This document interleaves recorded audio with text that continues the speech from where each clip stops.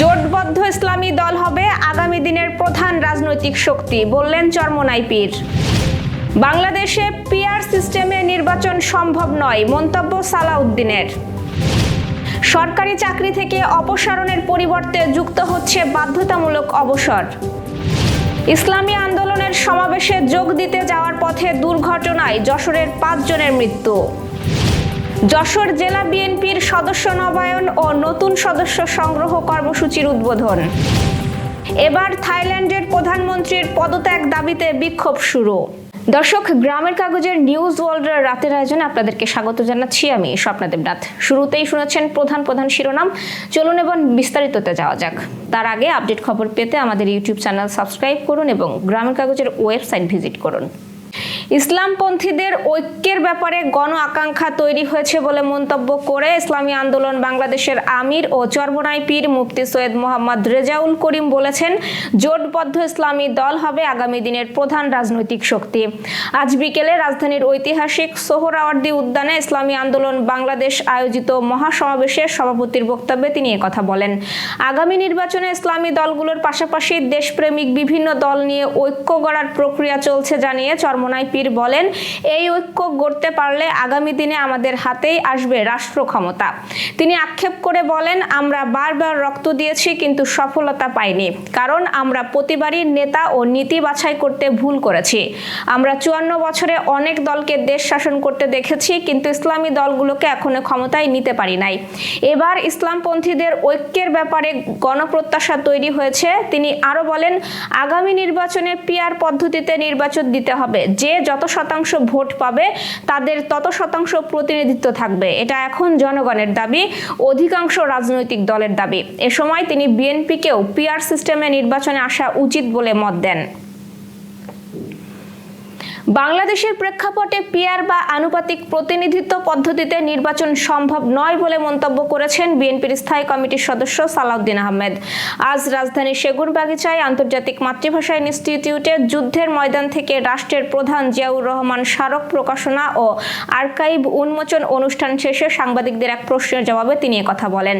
যারা পিআর সিস্টেমে নির্বাচন চাচ্ছেন তাদের উদ্দেশ্য আছে জানিয়ে বিএনপির স্থায়ী কমিটির এই সদস্য বলেন, নির্বাচন বিলম্ব অথবা নির্বাচন বানচাল করতে চায় তারা। বিএনপি জাতীয় নির্বাচনের প্রস্তুতি নিয়ে আগাচ্ছে উল্লেখ করে তিনি বলেন, সরকার দ্রুত জাতীয় নির্বাচনের দিনক্ষণ জানাবেন আশা তার। অবশেষে সরকারি চাকরি অধ্যাদেশ সংশোধন হচ্ছে। কর্মচারী সংগঠনগুলো অধ্যাদেশ বাতিলের আন্দোলন করলেও এখন তারা সংশোধনে সম্মত হয়েছে বলে জানা গেছে। উপদেষ্টা কমিটি ও কর্মচারী নেতারা 1979 সালের সরকারি চাকরি বিশেষ বিধান যেসব ধারা সরকারি চাকরি অধ্যাদেশ 2025-এ ঢুকেছে তা বাদ দেওয়ার বিষয়ে একমত হয়েছেন। সরকারি চাকরি অধ্যাদেশে অনানুগত্যের যে ধারা নতুন করে যুক্ত হয়েছে তা বাদ দিতে উভয় পক্ষ সম্মত হয়েছে। চাকরি থেকে অপসারণের যে ধারা অধ্যাদেশে ঢুকেছে তাও বাদ দেওয়ার বিষয়ে উভয় পক্ষ একমত হয়েছে, তবে বাধ্যতামূলক অবসরের ধারা যুক্ত হয়েছে। সরকারি চাকরি অধ্যাদেশ পর্যালোচনায় আইন উপদেষ্টা ডক্টর আসিফ নজরুলকে আহ্বায়ক করে গঠন করা উপদেষ্টা কমিটি ও কর্মচারী নেতৃত্বদের মধ্যে গত 25 জুন অনুষ্ঠিত বৈঠকে এসব সিদ্ধান্ত হয়েছে বলে জানা গেছে বিভিন্ন গণমাধ্যম। এবার যশোর সহ আঞ্চলিক সংবাদ। ইসলামী আন্দোলনের মহাসমাবেশে যোগ দিতে যাওয়ার পথে ঢাকা মাওয়া এক্সপ্রেসওয়ের মুন্সিগঞ্জের শ্রীনগরের সড়ক দুর্ঘটনায় হতাহতের ঘটনা ঘটেছে। দিনভর এই দুর্ঘটনায় মৃতের সংখ্যা নিয়ে যশোরে বিশেষ আলোচনা হয়েছে। সর্বশেষ তথ্য অনুসারে এই দুর্ঘটনায় যশোরের 5 জন নিহত এবং কমপক্ষে 15 জন আহত হয়েছেন। নিহতরা হলেন যশোর সদর উপজেলার নওয়াপাড়া ইউনিয়নের মধু গ্রামের বজলুর রহমানের ছেলে জিল্লুর রহমান এবং একই গ্রামের আব্দুল হালিম, পাগলাদা গ্রামের মৃত ইনসান আলীর ছেলে ডাক্তার জালাল এবং একই গ্রামের মোহাম্মদ বাপ্পির ছেলে ও দুর্ঘটনা কবলিত বাসের হেল্পার আসিফ। এছাড়াও নোয়াপাড়া ইউনিয়নের ঘুরুলিয়া গ্রামের জিল্লুর রহমানের মৃত্যুর তথ্য নিশ্চিত হওয়া গেছে। আজ বিকেলে আসিফ ও জালালের মরদেহ বাড়িতে আনা হলে পুরো এলাকায় শোকের ছায়া নেমে আসে। নামাজে জানাজা শেষে তাদের দাফন সম্পন্ন হয়েছে। দুর্ঘটনায় নিহতদের জন্য শোক প্রকাশ করেছেন জামায়াতের আমির ডাক্তার শফিকুর রহমান। দুর্ঘটনা সম্পর্কে জানা গেছে, হামদান পরিবহন বাসটি যশোর জেলার নোয়াপাড়া থেকে ঢাকার সোহরাওয়ার্দী উদ্যানে জনসভায় যাচ্ছিল। এক্সপ্রেসওয়েতে চলন্ত অবস্থায় একটি মিনি ট্রাক বাসটির পেছনে সজোরে ধাক্কা দিলে এই দুর্ঘটনা ঘটে। যশোর জেলা বিএনপির সদস্য নবায়ন ও নতুন সদস্য সংগ্রহ কর্মসূচির উদ্বোধন হয়েছে আজ। জেলা শিল্পকলা একাডেমিতে এই উপলক্ষে বিশেষ আয়োজন করা হয়। অনুষ্ঠানের সভাপতিত্ব করেন জেলা বিএনপির সভাপতি অ্যাডভোকেট সৈয়দ সাবেরুল হক সাবু। প্রধান অতিথি ছিলেন বিএনপির ভাইস চেয়ারম্যান অধ্যাপক নার্গিস বেগম। এ সময় বক্তব্য রাখেন জেলা বিএনপির সাধারণ সম্পাদক দেলোয়ার হোসেন খোকন, কেন্দ্রীয় কৃষক দলের সিনিয়র যুগ্ম সম্পাদক প্রকৌশলী টি.এস. আইয়ুব, বিএনপির জাতীয় নির্বাহী কমিটির সাবেক দপ্তর সম্পাদক মফিকুল হাসান তৃপ্তি সহ অন্যরা। প্রধান অতিথি তার বক্তব্যে বলেন, অতীতের সকল বিভেদ ভুলে এখন সময় ঐক্য তৈরির। জনগণ আমাদের প্রতি যে আস্থা রেখেছে, এখনো রাখছে, তার প্রতিদান দেওয়ার সময় এসেছে।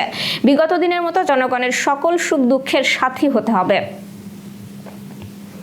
মাগুরার সালেখা উপজেলার 2024-25 অর্থ বছরের কৃষি প্রণোদনার আওতায় কৃষকদের মাঝে বিনামূল্যে আমন ধানের বীজ, সার ও গাছের চারা বিতরণ করেছে কৃষি সম্প্রসারণ অধিদপ্তর। আমাদের সালেখা প্রতিনিধি জসিম উদ্দিন জানান, আজ সকালে উপজেলা চত্বরে মাগুরা জেলার জেলা প্রশাসক ওহিদুল ইসলাম আনুষ্ঠানিকভাবে এই কার্যক্রমের উদ্বোধন করেন। সালেখা উপজেলা নির্বাহী অফিসার বনি আমিনের সভাপতিত্বে উপজেলার ক্ষুদ্র ও প্রান্তিক কৃষকদের মাঝে আমন ধান আবাদের জন্য 2250 জনকে 5 কেজি করে আমন ধান বীজ, 10 কেজি ডিএপি এবং 10 কেজি এমওপি সার বিতরণ করা হয়।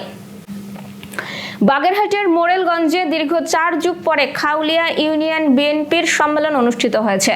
দুর্যোগপূর্ণ আবহাওয়ায় দিনভর বৃষ্টির মধ্যে উৎসবমুখর পরিবেশে কাউন্সিল ও দ্বিবার্ষিক সম্মেলন হয়। মোরেলগঞ্জ প্রতিনিধি গণেশ পাল জানিয়েছেন, সভাপতি পদে সেলিম মিয়া, সাধারণ সম্পাদক পদে এনামুল হক ও সাংগঠনিক সম্পাদক পদে মাস্টার আব্দুল আলিম বিপুল ভোটের ব্যবধানে নির্বাচিত হয়েছেন।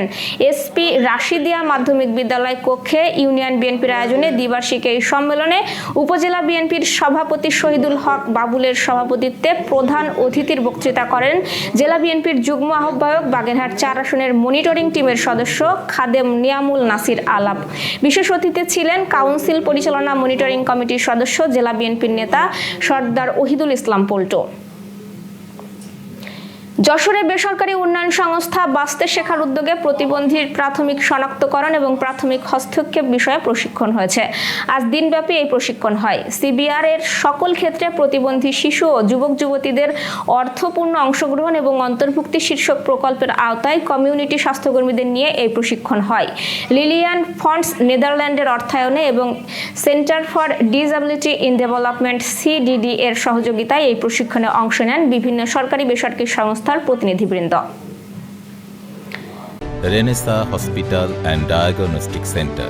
রেনেসাতেই মিলছে কম খরচে উন্নত সেবা, তাই নিশ্চিন্তে আমাদের সেবা নিন, সুস্থ থাকুন। Renaissance hospital and diagnostic centre, সদর হাসপাতাল মোড়, দরাটানা, যশোর।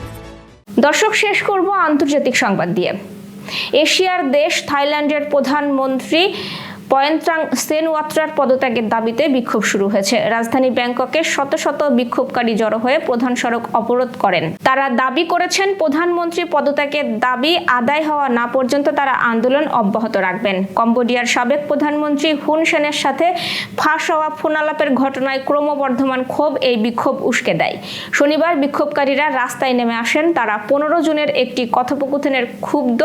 হুন সেন বর্তমানে কম্বোডিয়ান সিনেট সভাপতি। তিনি এখন তার দেশে যথেষ্ট প্রভাবশালী।